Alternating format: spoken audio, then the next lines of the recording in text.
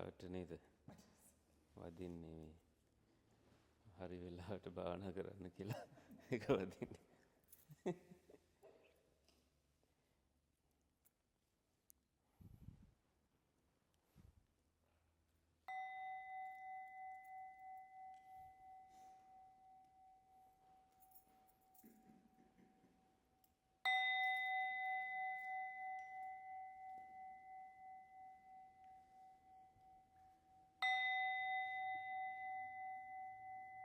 එහෙනම් පහසු ඉරියව්වකින් තැම්පත් වෙලා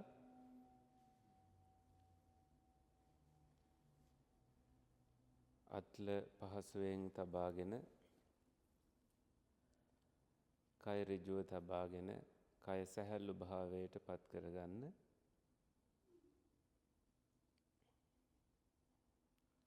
ඇස් පියාගෙන සැහැල්ලුවෙන් කය මනස් ඇසින් විමසා බලන්න. අපහසුයෙන් කයෙහි යම් ස්වභාවයක් අත්විඳිනවා නම් එය බැහැර වෙන පරිදි කය සැහැල්ලු භාවයට පත් කරගන්න.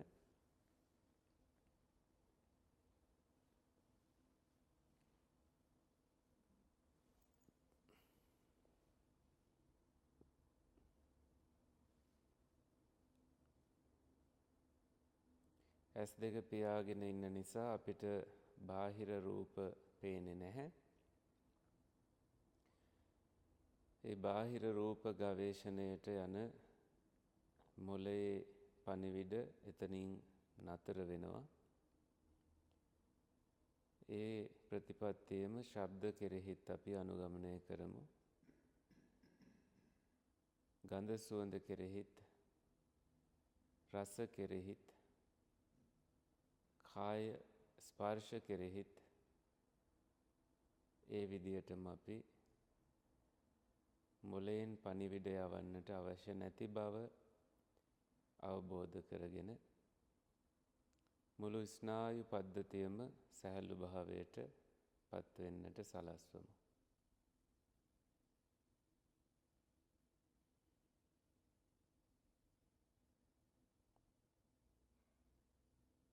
විටින් විට ඇතිවෙන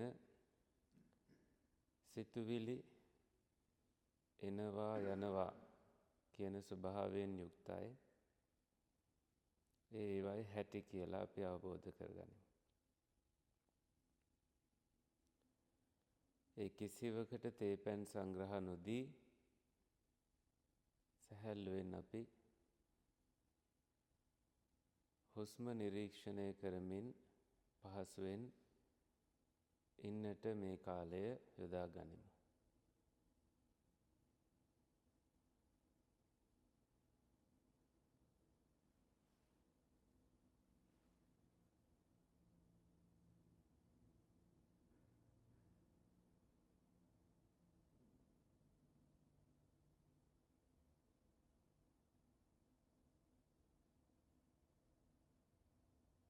සිහියෙන්ම හුස්ම ගන්නවා, සිහියෙන්ම හුස්ම හෙළනවා.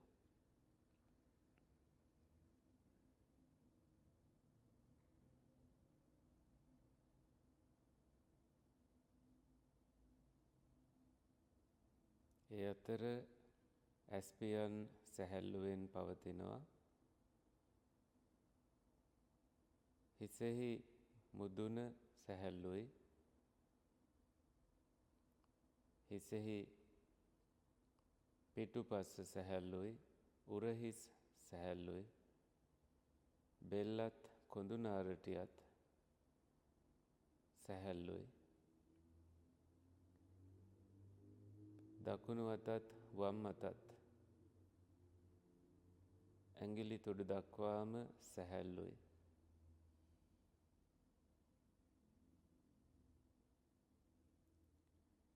මුහුණ මද සිනහවකින් සරසාගෙන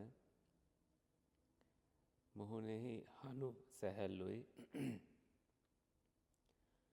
ඕනෑම වෙලාවක උගුරකට පාදලා තමන්ගේ සැහැල්ලු භාවය තහවුරු කර ගනිමින් නිදහසේ කයට සැහැල්ලු වෙන්නට ඉඩ දෙන්න.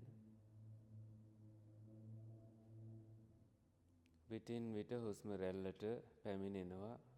නැවත කය සැහැල්ලු වීමට අපි යොමු වෙනවා. කයෙහි පපු ප්‍රදේශය කුස දක්වාම සැහැල්ලුයි. ඉඳගෙන ඉන්න අස්ථි සැහැල්ලුයි. හැකිලිලා තියෙන දනිස් සැහැල්ලුයි. විලුඹ දක්වාම මේ සැහැල්ලු භාවය පවත්වා ගනිමින් ඕනෑම වෙලාවක කය ඉරියව් ලේ ගමනාගමනයට පහසු වෙන පරිදි සැහැල්ලු භාවයට පත් කරගෙන යටිපතුලෙන් පොළවට හොඳ සබඳතාවයක් පවතින පරිදි විමසා බලන්න. ඒ දැනෙන සබඳතාවය විශේෂයෙන්ම සුව ස්වභාවයක්, සුවයෙන් විඳින ස්වභාවයක් කයත් පොළවත් අතර දැනේ ඔබට. ගසක් මුල් ඇදී ගිය පරිදි පිළිම වහන්සේ නමක් නිශ්චලව සිටින පරිදි ඒ සැහැල්ලුව ගැඹුරින් ඔබ අත්විඳින්න.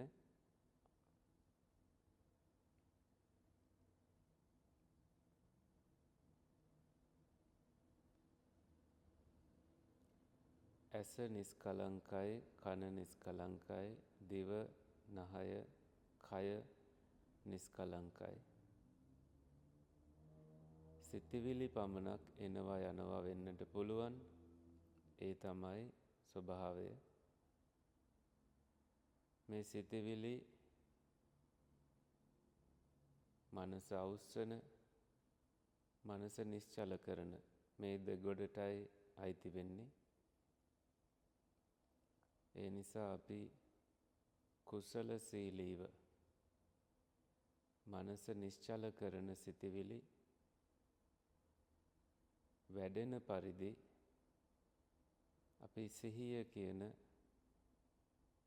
මේ වටිනා අවබෝධාංගය වැඩෙන්නට හුස්ම රැල්ලත් සමග පවතින්නට මේ කාලය යොදා ගනිමු. දීර්ඝ ආශ්වාසයක්, දීර්ඝ ප්‍රාශ්වාසයක් හඳුනාගත හැකි සිහියක් පවත්වමු.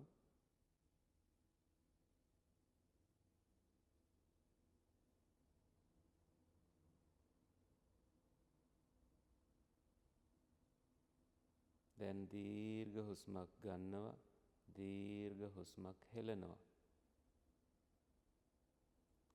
එහිදී උරහිස, පපු, ඒ වගේම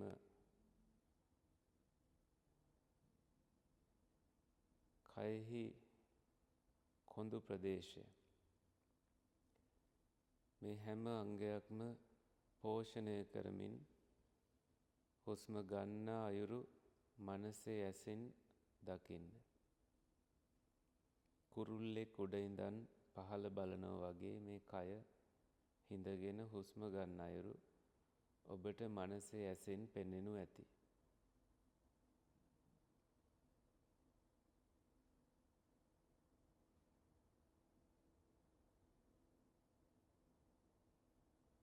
සිහියෙන්ම හුස්ම ගන්නවා, සිහියෙන්ම හුස්ම හෙළනවා.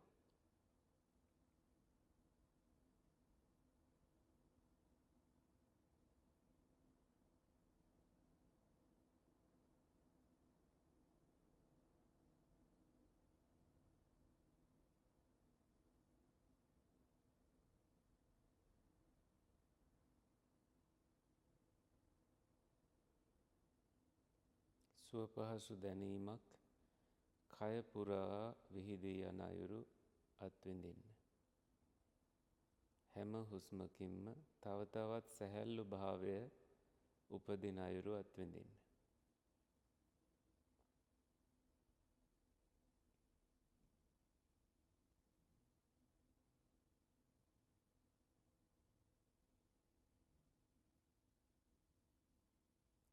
මේ හුස්ම වැටෙන්නේ ඊයේ නෙමෙයි, හෙට නෙමෙයි, දැන්.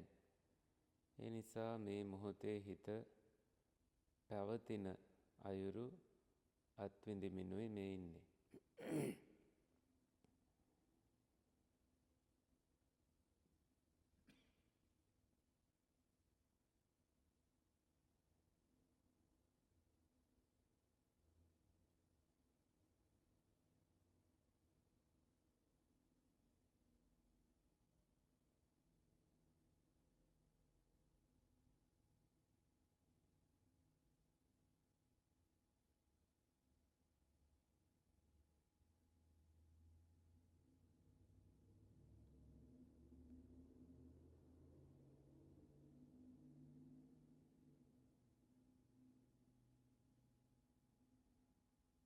හුස්ම ආරම්භ වෙනවා. හුස්ම කයට ඇතුළු වෙනවා. පෙනහළු පිරී හුස්ම නැවත කයෙන් පිටවීමට ආරම්භ වෙනවා. නැවත හුස්ම පටන් ගන්නවා.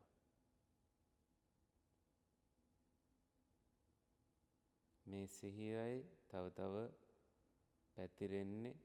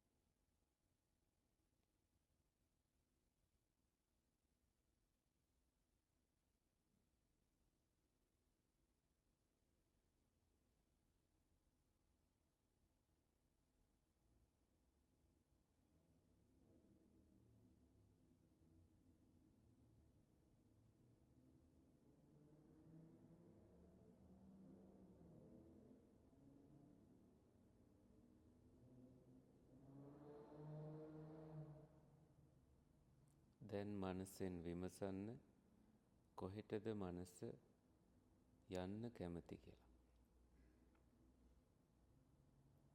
සංසුන් නිශ්චල නිහඬ සමාධියකටද අවිවේකය සොයාගෙනද කියලා.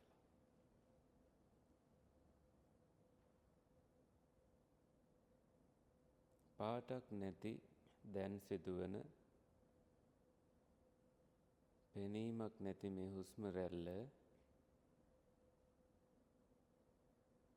කෙමෙන් කෙමෙන් සිතිවිලි නිවීම කෙරෙහි අපව රැගෙන යනවා ඔබට අත්විඳින්නට පුළුවන්. ඒ නිසා අපි නැවත නැවත හුස්ම කෙරෙහි මනස රැඳෙන පරිදි උනන්දුව මනසට ලබා දෙන්න ඕනේ. හුස්මත් කදිම දෙයක්ය කියලා මනසට කියා දෙන්න ඕනේ. දැන් ඔබේ කය ඔහෙ තියෙන්න දීලා මනසට ඇතුළු වන්න.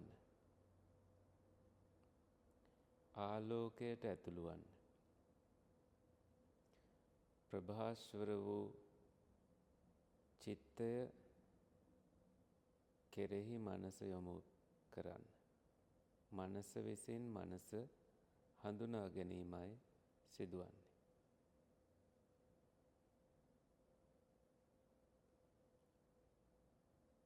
කය පිළිබඳව අවබෝධයක් ඔබට තියෙනවා. දැනුමක් තියෙනවා. නමුත් ඇසුරක් කයෙහි ඇතිවන්නේ නැහැ. ඇස සම්බන්ධයෙන් කෙසේවත්, කන නාසය දිව කය සම්බන්ධයෙන් කෙසේවත්. ඒ නිසා කය ඇසුරු නොකොටයි දැන් මේ පවතින්නේ.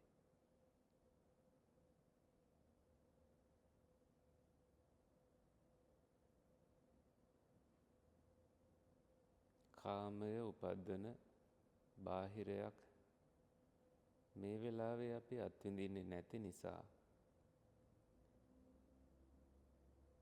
එයින් මිදී අපි ප්‍රභාස්වර චිත්තය ස්පර්ශ කරමින් ආලෝකය අත්විඳෙමින් අන්ධකාරය සුණු විසුණු කරමින්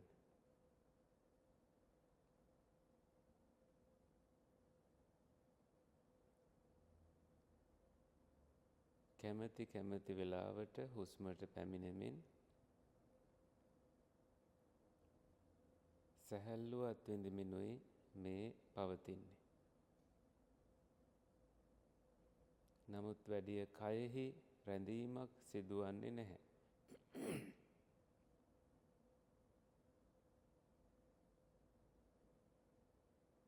දැන් හරියට ඉස්ගෙඩියෙක්ට කකුල් ඇවිල්ලා ගොඩබිමක්ය කියලා එකක් තියෙනවයි කියලා පළමුව හඳුනා ගන්නසේ කයෙන් මනසට, මනසෙන් කයට ඔබ කුසලයක් හදාගන්නවා.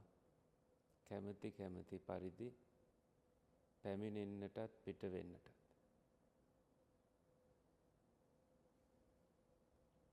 විවේකය තියෙන තැන මනස රැඳී ඇලී සිටිනකොට කොච්චර සැහැල්ලුද. ඒ විවේකය තුළින් උපදින සුවය, සැනසීම, ප්‍රීතිය ඉබේම පැමිණෙන අයුරු ඔබ අත්විඳිනු ඇති.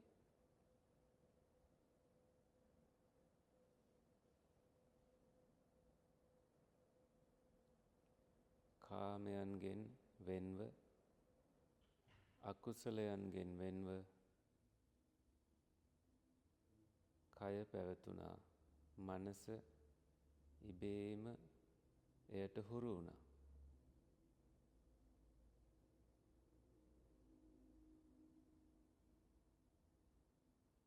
ටික ටික මනස සමාහිත නොවිසුරුණු ස්වභාවයෙන් පවතී.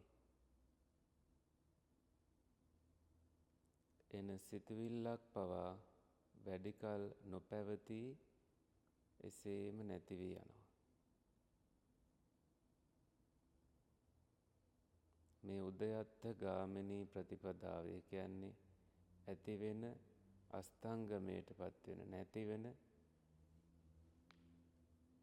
දෙයකට අපි ඇලී ගැලී සිටින්නේ නැහැ, සංග්‍රහ කරන්නේ නැහැ. එන්න දෙනවා, යන්න දෙනවා. ප්‍රඥා ඇස අවදිව විවරව මේ දිහා බලාගෙන ඉන්නවා. මම ඇති වුණෙත් නැහැ, මම නැති වුණෙත් නැහැ. ධර්මතා ඇති වී ධර්මතා නැති වී ගියා. මම කරපු දෙයක් මගේ දෙයක් වුණේ නැහැ. හේතුන් නිසා හටගන්න දේවල් හේතු නැති වෙනකොට නිරුද්ධ වෙලා ගියා. මේ උදය වය ඥානය ඇති වෙන නැති වෙන සමුදය නිරෝධ ඥානය හටගන්නවා පමණක් නෙමෙයි, නැතිවීමත් අපිට දැන් පේන්න ගන්නවා.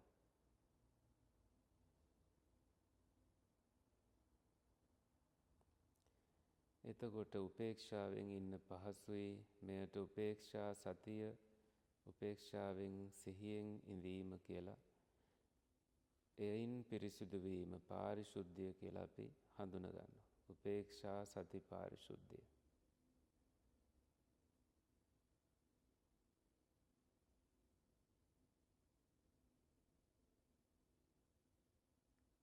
දැහැන්ගත වූ මනසක්සේ මනස විසින්ම මෙහෙය වෙන තැනක ඔබ සියලු වගකීම් බරපතලකම් මුදෑහැර තව තවත් පුළුම් රොදක්සේ වලාකුලක්සේ සැහැල්ලුවට පත්වෙනවා.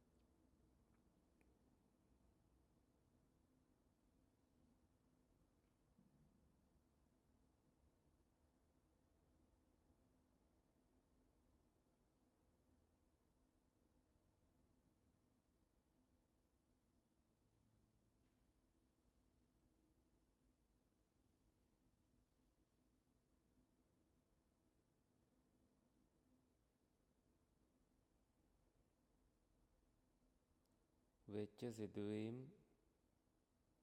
මනසට එනවා, අපහු යනවා. අපි කිසි දෙයක් කරන්නේ නැහැ. ඔහේ බලන් ඉන්නවා. පෝෂණය නොකරනකොට කෙට්ටු වෙලා නැති වෙලා යනවා ඒ ස්වභාවයන්. තරහ වගේ දේවලුත් එහෙමමයි වෙන්නේ. තරහෙන් ඉන්නේ නැති වෙනකොට තරහ නැති වෙලා යනවා. හිනා වෙලා මිත්‍රශීලීව හැමෝම එක්ක ඉන්නකොට ඒ අයත් එක්ක තියෙන හදාගත්තු දේවල් තරහවල් නැති වෙලා යනවා. තරහට පවතින්නට, දුකට ඇලෙන්නට අපි හැදුවට ඒක බැරි වෙලා යනවා.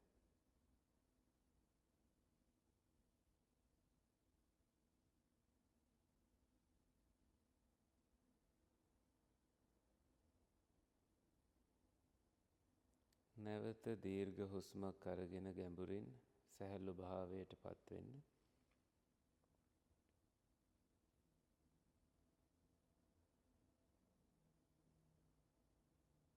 හුස්මත් කයෙන්ම ගැනීම් හෙලීම් සිදුවෙන අයුරු ඔබට අත්විඳින්නට පුළුවන්. මම කරන දෙයක් නෙමෙයි. එය කාය සංස්කාරයක්, කයෙන් හැදිච්ච දෙයක්.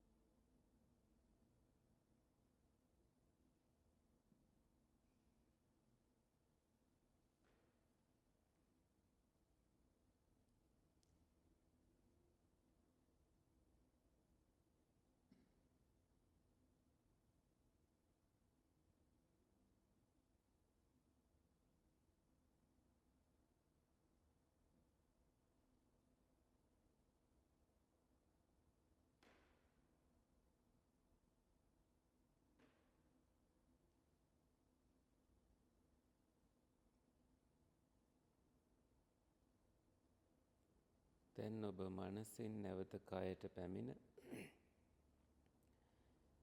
කය සැහැල්ලු භාවයට පත්වුණු කයම තව තවත් නිදහස් කරලා භාවනාවෙන් එළියට එන්න.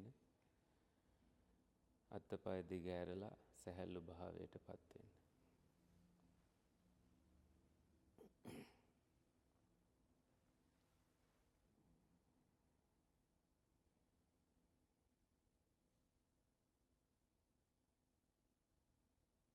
දැන් භාවනාවෙන් මිදෙන්න.